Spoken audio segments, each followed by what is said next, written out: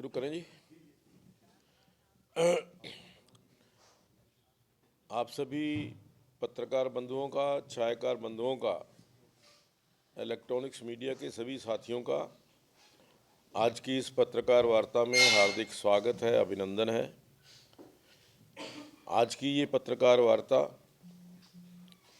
12 जनवरी स्वामी विवेकानंद जी का जो जन्म दिवस है, जयंती है, वो युवा दिवस के रूप में पूरे देश के अंदर मनाई जाती है। हमने भी पंचकूला के अंदर जो हमारे 7 सरोकार हैं, जिन पर हम पिछले लगभग 2 वर्ष से कार्य कर रहे हैं, उन 7 सरोकारों को लेकर के जन जागरण करने के लिए वो जो हमारे 7 सरोकार या 7 concerns of every citizen of Panchkula, drug free Panchkula, plastic free Panchkula, pollution free Panchkula, stray cattle free Panchkula, stray dog free Panchkula, encroachment free Panchkula and slum free Panchkula. Panchkula को स्वच्छ, सुंदर और हरा भरा बनाने के लिए हमने 7 संकल्प जो हैं वो किए हैं। उन संकल्पों के माध्यम से हम पंचकूला को स्वच्छ, सुंदर और हरा भरा पंचकूला बनाना चाहते हैं। पिछले दिनों बहुत सारे कार्यक्रम इन 7 सरोकारों को लेकर के अलग अलग NGOs ने, अलग अलग संस्थाओं ने बड़े स्तर पर किए हैं। इसमें सरकार का सहयोग भी हमें समय समय पर मिलता रहा है। ड्रग फ्री पंचकूला के लिए जो पुलिस विभाग है, हमने उसके जो नोडल ऑफिसर हैं DCP पंचकूला, उनको तय किया हुआ है। प्लास्टिक फ्री पंचकूला के लिए जो हमारे EO नगर निगम हैं, वो नोडल ऑफिसर हैं। पॉल्यूशन फ्री पंचकूला के लिए जो हमारे पॉल्यूशन के डिस्ट्रिक्ट पॉल्यूशन ऑफिसर जो हैं वो हैं।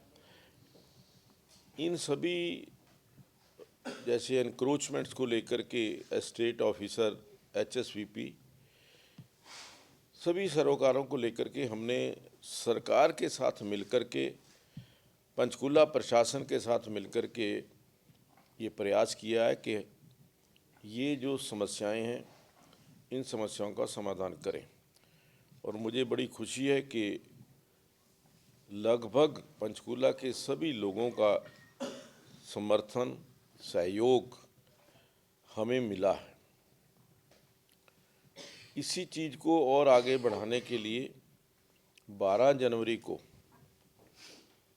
पंचकूला में युवा दिवस के अवसर पर, स्वामी विवेकानंद जी की जयंती के अवसर पर एक बहुत बड़े वॉकाथॉन का आयोजन किया जा रहा है। उस वॉकाथॉन के अंदर लगभग 5000 लोग, युवा, students, all NGOs, RWAs, youth organisations, sports की जितनी भी ऑर्गेनाइजेशंस हैं, हमने उन सबको आमंत्रित किया है कि वो इस वॉकाथॉन के अंदर भाग लें, ताकि हम पंचकूला को जो सभी नागरिक हैं उसमें पार्टिसिपेट करें और अपनी जिम्मेवारी का एहसास करें। उसके लिए हमने लगभग 5.5 किलोमीटर का जो रूट तय किया है वॉकाथॉन का, पंजाब नेशनल बैंक सेक्टर 5, वहाँ जो उसकी पार्किंग है, उससे शुरू होकर के उसके पश्चात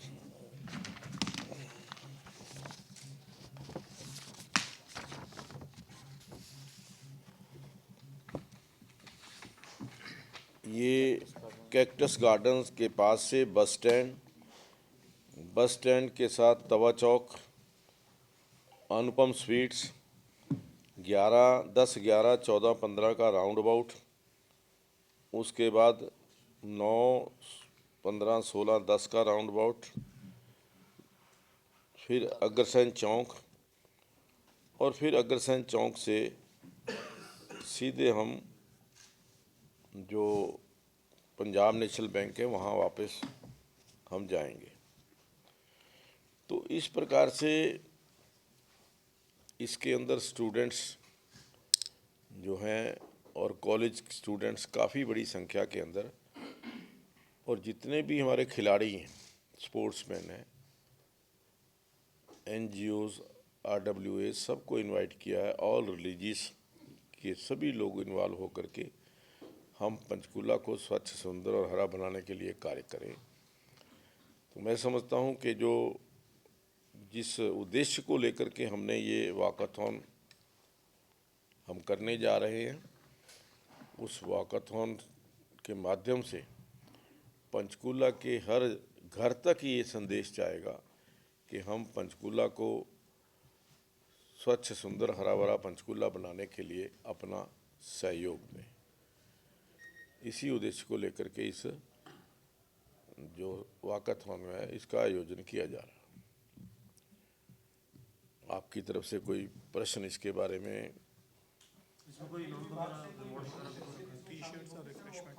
टी-शर्ट्स के बारे में बताना सर। देखिए,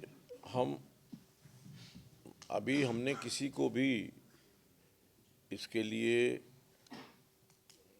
अप्रोच नहीं किया है, लेकिन जो ही कोई भी तय होगा हम आपको बता देंगे।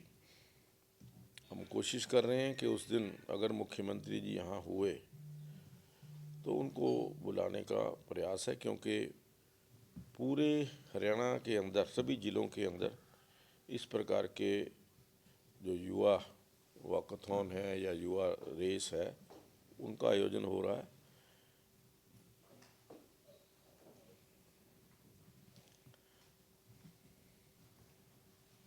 इसके अंदर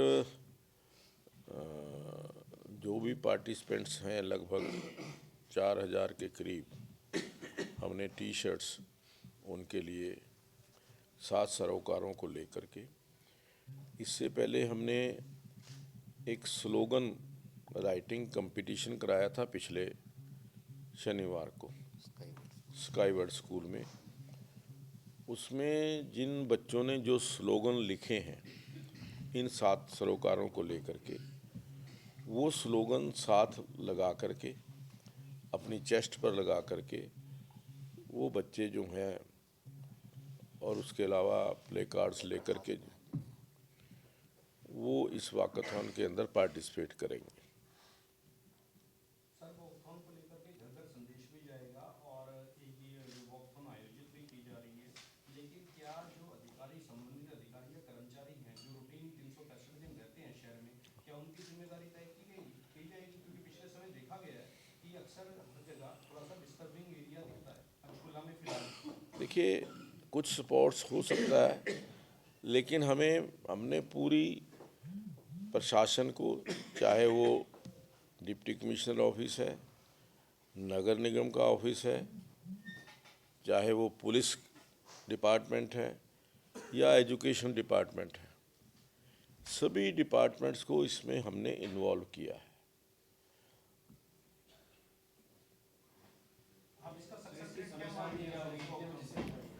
ये जो स्टार्ट होगा सुबह 9 बजे, 9 बजे से इकट्ठे करेंगे 10 बजे स्टार्ट करेंगे। से पूछताछ कर रही थी ईडी बाद उसको अरेस्ट करके दिल्ली ले गई और 5 करोड़ रुपया भी मिला, सोना भी मिला। कैसे देखते हैं कांग्रेस की? उसको अलग से कर लें। थोड़ा सा इसके बारे में कुछ पूछ ले, उसके बाद में कर। देखिए, वॉकथॉन का सक्सेस रेट जितना हमारे एक्सपेक्टेशन है, मुझे उम्मीद है कि उससे ज़्यादा जो लोग हैं उसमें शामिल होंगे। एक्सपेक्टेशन 4,000 और 5,000 के बीच में है और मुझे लगता है कि उससे ज़्यादा ही होंगे। जब पोल्यूशन की बात की गई है तो घग्गर नदी में भी पोल्यूशन होता है, वहाँ पर प्लास्टिक भी फेंका जा रहा है। ऑलरेडी नॉर्म्स हैं 2016 से कि प्लास्टिक को बैन करने का, तो उस पर चलो हम ये तो कर रहे हैं कि सोसाइटी में हम मोस्टली लोग ना यूज़ करें, बट सरकार की तरफ से क्या हो रहा है प्लास्टिक के ऊपर? और देखिए, जहाँ तक विशेष तौर पर आपने घग्गर नदी की बात की, अभी आप देख रहे हैं कि वहाँ पर पूरे ब्रिज के ऊपर हम जाली लगा रहे हैं ताकि ऊपर से कोई उसके अंदर ये प्लास्टिक थ्रो ना कर सके कहीं भी। और जितने भी तकरीबन घग्गर नदी के ऊपर जो ब्रिजेज़ हैं वहाँ पर इसको रोकने के लिए हम इंतज़ाम कर रहे हैं। वैसे भी जो पोल्यूशन डिपार्टमेंट्स है समय समय पर वहाँ पर प्रिकॉशंस या वार्निंग जो है देता रहता है और कई बार लोगों के चालान भी किए हैं। लेकिन ये तो सारा परसुएशन का ही है कि हम कितना लोगों को जागरूक कर पाते हैं, लोगों को कितना अपने साथ उनको जोड़ सकते हैं। सर मैं इस मुद्दे से थोड़ा सा अलग पूछना चाह रहा हूँ, क्योंकि अक्सर लोग जानना चाह रहे हैं कि ये जो अब लोकसभा चुनाव आ रहे हैं इसमें गठबंधन से चुनाव लड़े जाएंगे या बीजेपी अकेले सभी 10 सीटों पर चुनाव लड़ेगी?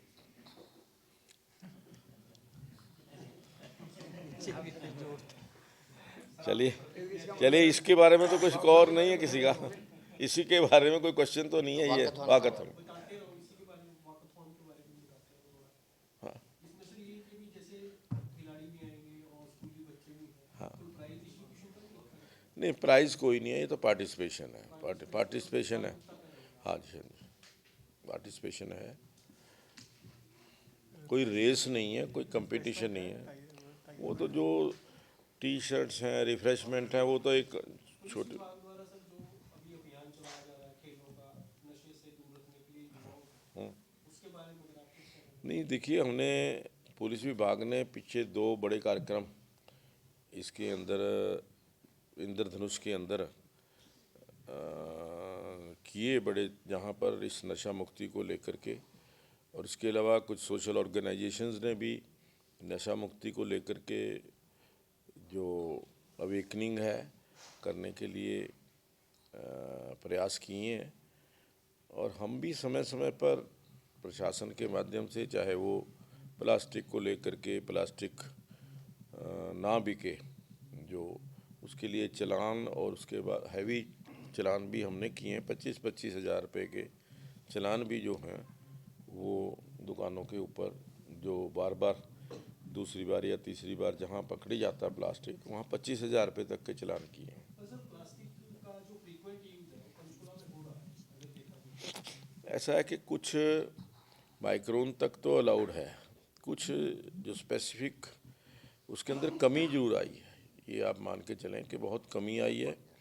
बहुत सारी NGOs ने, आसमा एक फाउंडेशन है, आसमा फाउंडेशन ने थैले बना करके वहाँ पर एक प्रयास शुरू किया, एक विकल्प नाम से, कि उन्होंने इसका विकल्प हर बड़े जो स्टोर हैं वो थैले बना करके वहाँ पर कपड़े के थैले बना करके वहाँ रख रहे हैं, ताकि जिसको भी ज़रूरत हो 10 रुपये के अंदर वो थैला ले जाए।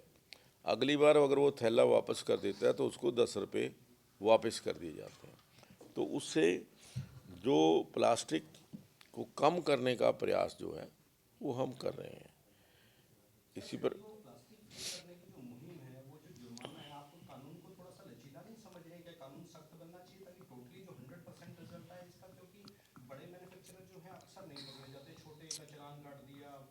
नहीं, देखिए, ऐसा है कि कम से कम हमें इस बात का संतोष है कि कोई भी पंचकूला के अंदर मैन्युफैक्चरर नहीं है, कोई भी मैन्युफैक्चरिंग यूनिट पंचकूला के अंदर नहीं है। 1-2 जो थे। अब जो भी कोई चोरी छिपे आता है वो दिल्ली से आता है। मैन्युफैक्चरिंग के ऊपर तो बैन लगा ही हुआ है, मैन्युफैक्चरिंग के ऊपर, यूज़ के ऊपर। लेकिन वही है कि एक जब कोई भी सुधारात्मक कदम जो हैं उठाए जाते हैं उसको थोड़ा टाइम अवश्य लगता है, लेकिन अगर लगातार परसुएशन होती रहे, लगातार उसके ऊपर हम फोकस करते रहें तो उसके रिज़ल्ट निश्चित तौर पर हमें पूरी उम्मीद है कि जो हमारे 7 कंसर्न्स हैं, 7 सरोकार हैं, ये 7 सरोकार अवश्य पूरे होंगे।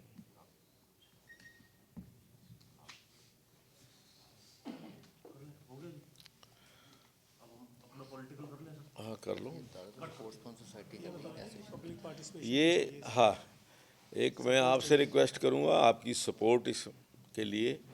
ये this event is being organised by sports promotion society Panchkula, जो पिछले लगभग 12-13 साल से ये काम कर रही है स्पोर्ट्स को प्रमोट करने के लिए। ये भी एक पब्लिक कंसर्न और स्पोर्ट्स से जुड़ा हुआ ही विषय है, इसलिए स्पोर्ट्स प्रमोशन सोसाइटी ने ये निर्णय किया कि हम एक वॉकाथॉन के ज़रिए ये 7 सरोकार घर घर तक पहुंचाएं। सर किसी बड़े स्पोर्ट्समैन या सेलिब्रिटी से भी कोई संपर्क करते हैं ताकि एनकरेज कोशिश कर रहे हैं, 1-2 लोग आ जाएंगे, कहा है हमने। पब्लिक अवेयरनेस भी बढ़ेगी जी।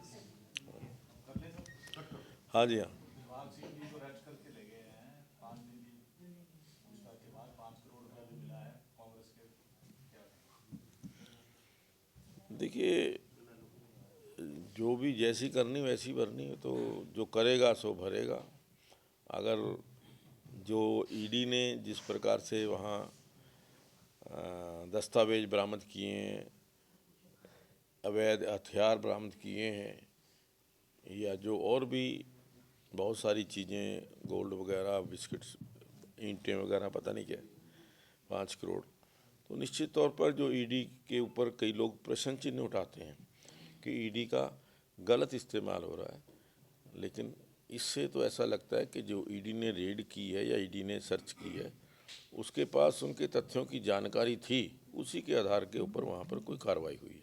और एक बात चल रही है सर कि पार्लियामेंट इलेक्शन के साथ हरियाणा इलेक्शन अगर हो जाए तो ये देखिए, ये निर्णय तो पार्टी हाईकमांड करेगा, हम दोनों परिस्थितियों के लिए तैयार हैं। सर अभी राष्ट्रीय अध्यक्ष जेपी नड्डा यहाँ आए थे सर, 2 दिन का पंचकुला के अंदर रहे थे, रोड शो भी किया था आपकी कॉन्स्टिट्यूंसी का, क्या कहेंगे? देखिए, वहाँ तो आपके माध्यम से, सबके माध्यम से लोगों का, सभी कार्यकर्ताओं का बहुत बहुत धन्यवाद करना चाहता हूँ, आभार व्यक्त करना चाहता हूँ। एक बहुत ग्रैंड, जो मैं कहूँगा, रोड शो, शायद पंचकुला के इतिहास में पहली बार ऐसा रोड शो हुआ जो आपने सबने देखा, और उसके लिए नड्डा जी ने जो पंचकुला को चुना, ये मेरे लिए एक बहुत सौभाग्य की बात है। और वैसे भी जो डिसाइड किया गया विदिन 24 आवर्स, हमने 24 घंटे पहले ही लगभग तय हुआ कि ऐसा रोड शो होगा, लेकिन जिस प्रकार का रोड शो का प्रदर्शन था, आज एक ऐसा प्रतीत होता है कि ये जो आने वाला 2024 का लोकसभा का चुनाव और आने वाला विधानसभा चुनाव 2024 का ही, इन चुनावों में हमारे यशस्वी प्रधानमंत्री नरेंद्र मोदी जी तीसरी बार देश के प्रधानमंत्री बनने जा रहे हैं। ये जो कार्यकर्ताओं में उत्साह और लोगों में उत्साह देखने को मिला, ये इस बात का संकेत है। ज्ञान की इतनी बड़ी रैली थी और कहीं ना कहीं चोर गिरोह की सक्रियता, आपके विधायक के, पूर्व अध्यक्ष के मोबाइल चोरी कर लिए, कहीं ना कहीं पुलिस का फेलियर नहीं है इतनी बड़ी? हाँ, ऐसी घटना नहीं होनी चाहिए, लेकिन मैंने जो यहाँ के कमिश्नर कविराज से कल ही बात की थी कि अगर इतना बड़ा गिरोह यहाँ है, उसको तुरंत कोई ना कोई एक्शन होना चाहिए। पुलिस के पास ऐसी जानकारियाँ अक्सर रहती हैं कि कौन सा गिरोह, कौन सा चोर, या कौन सा जो पिक पॉकेट करने वाला जो व्यक्ति है आज जेल से छूट करके बाहर आया, या ऐसे कुछ। बड़ा हादसा भी हो सकता है अगर चोर गिरोह इतना बड़े लोगों के मोबाइल ले गया। आप देखिए, इस प्रकार के जो बड़ी गैदरिंग्स होती हैं, उसमें आशंका तो रहती है, लेकिन कहीं ना कहीं थोड़ी बहुत पुलिस प्रशासन की कमी रही। सर, जो अभी राष्ट्रीय अध्यक्ष ने रोड शो किया और बाकी सभी तैयारियां, आप कह रहे हैं कि पंचकुला में पहली बार ऐसा हुआ है, तो कहीं ना कहीं अम्बाला की लोकसभा सीट को देख करके तो नहीं जोड़ा जा रहा, क्योंकि रतनलाल कटारिया के बाद अभी कोई दूसरा चेहरा आपको मिला है वहाँ? बहुत चेहरे हैं, बहुत चेहरे हैं वहाँ, तो बहुत नाम है, लेकिन अम्बाला रोड लोकसभा हो या करनाल लोकसभा हो या वो, तो 10 की 10 हमारी जो सीटें हैं हम बराबर हैं, 10 की 10 सीटें हम जीतने वाले हैं, इसमें कोई संदेह नहीं। और मैं तो कहूँगा कि पंचकूला जो है वो पंचकूला को यहाँ रोड शो के लिए चुना, ये हमारे लिए बहुत खुशी की बात है, सौभाग्य की बात है। ज्ञान जी, राम मंदिर के निमंत्रण के लिए आवेदन भी किया आपने, कुछ रिस्पॉन्स आया या उसके बाद कोई तैयारी हो अपने लोगों को ले जाने की? देखिए, मेरी कल ही बात हुई थी, सीएम साहब से भी बात हुई थी, अभी तक कोई विशेष निमंत्रण तो नहीं आया, लेकिन 9 फरवरी को हरियाणा की तरफ से लगभग 2000 लोग राम मंदिर के दर्शन करने के, रामलला के दर्शन करने के लिए हरियाणा से जाएंगे और उसके लिए विशेष ट्रेन का भी एक इंतज़ाम हो सकता है कि हो जाए, ऐसा हमने आदरणीय मुख्यमंत्री जी से निवेदन किया है। लेकिन एक बात कि 22 तारीख को, हम 21 तारीख को ही पूरा पंचकूला, जो पंचकूला के अंदर मतलब जो दिवाली से बड़ी दिवाली, पूरे पंचकूला के अंदर लाइट्स हैं, सारे चौक के ऊपर, राउंड अबाउट्स के ऊपर, सारी रास्तों के ऊपर एक भव्य नज़ारा उस दिन देखने को मिलेगा।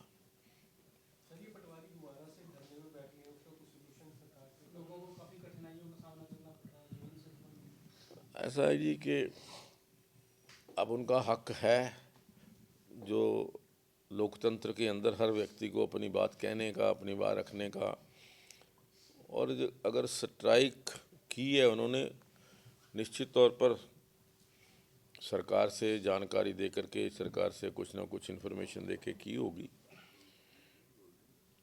लेकिन मैं समझता हूँ कि ये पटवारियों की समस्या के समाधान के लिए सरकार पूरी तरह से संजीदा है और जल्दी उनकी समस्याओं का समाधान सरकार करेगी।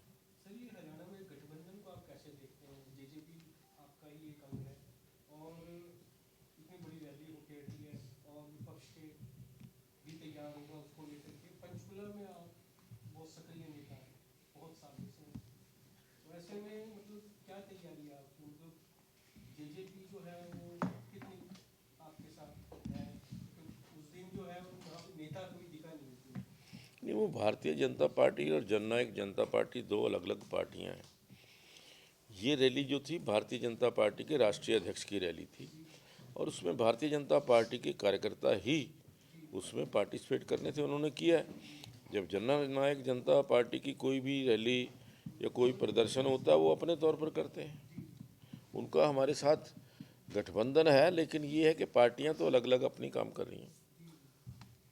हुड्डा साहब की एज को लेकर के अभी एक बयान आया सर, वो कह रहे हैं कि ना टायर्ड हूँ ना रिटायर्ड, जबकि अगर हम आपसे बात करते हैं कि बीजेपी के अंदर एक जिस तरीके से रूल बनाया हुआ है, आपका उसको लेकर के क्या कहना है? मिशन 2024 को लेकर के आप कितने तैयार हैं? देखिए, हमारे यहाँ मैं तो पिछले लगभग 45 साल से संगठन के साथ जुड़ा हुआ है। हमारा जो भी निर्णय करता है वो संगठन करता है, जो भी निर्णय संगठन करेगा उसके लिए मैं पूरी तरह तैयार हूँ। अगर संगठन आदेश देगा कि चुनाव लड़ना है तो उसमें कोई दिक्कत नहीं है, पूरी तरह से तैयार। जी, अभी लक्षद्वीप की जो यात्रा की प्रधानमंत्री नरेंद्र मोदी जी की, इसको लेकर मालदीव सरकार की तरफ से कुछ मंत्रियों द्वारा नकारात्मक जिस तरह के बयान आई, टिप्पणी आई है, उसके बाद आपको लगता है कहीं ना कहीं संबंध इससे खराब? उस पर कई सेलिब्रिटीज जो हैं और देश की कई जानी मानी हस्तियां, उन्होंने भी खुले मंच पर आकर इस चीज़ की नहीं, इस बात के, इस तरह के बयान देना एक देश के प्रधानमंत्री के खिलाफ, मैं इसकी घोर निंदा करता हूँ और मैं समझता हूँ कि ऐसे बेतुका और जो घटिया बयानों से कहीं ना कहीं आपसी जो सद्भाव है, सौहार्द है या आपसी संबंध है, उनके ऊपर इसका असर पड़ सकता है।